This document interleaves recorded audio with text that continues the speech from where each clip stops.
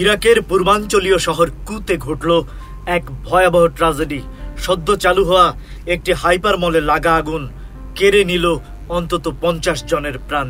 নিহতদের মধ্যে অনেকের মরদেহ চরমভাবে পুড়ে গেছে বলে জানিয়েছে হাসপাতাল কর্তৃপক্ষ। বুধবার গভীর রাতে অগ্নিকাণ্ড শুরু হয় কুত শহরের নতুন এক শপিং মলে। প্রত্যক্ষদর্শীরা জানান, আগুন প্রথমে ছড়ায় মলের প্রথম তলা থেকে, তারপর মুহূর্তেই পুরো ভবনে ছড়িয়ে পড়ে আগুন। মলটি মাত্র 5 দিন আগে আনুষ্ঠানিকভাবে উদ্বোধন হয়েছিল। রাতের সময় অনেকেই তখন মলের ভেতরে আটকা পড়েন। দমকল বাহিনীর একাধিক ইউনিট ঘন্টার পর ঘন্টা চেষ্টা চালিয়ে আগুন নিয়ন্ত্রণে আনে।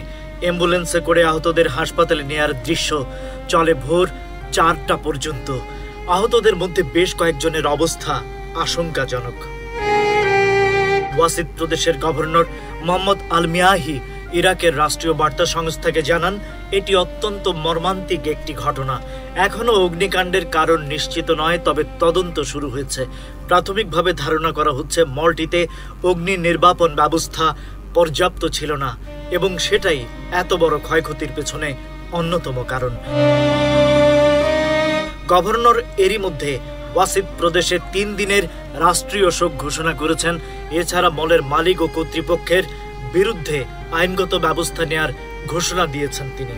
একটি আনন্দঘন বাণিজ্যিক প্রকল্প মাত্র কয়দিনই হয়ে উঠল যেন মৃত্যুপুরী। প্রশ্ন উঠছে, নিরাপত্তাহীন এই ভবন কিভাবে চালু হলো? Rajib Raihan, news flash 71।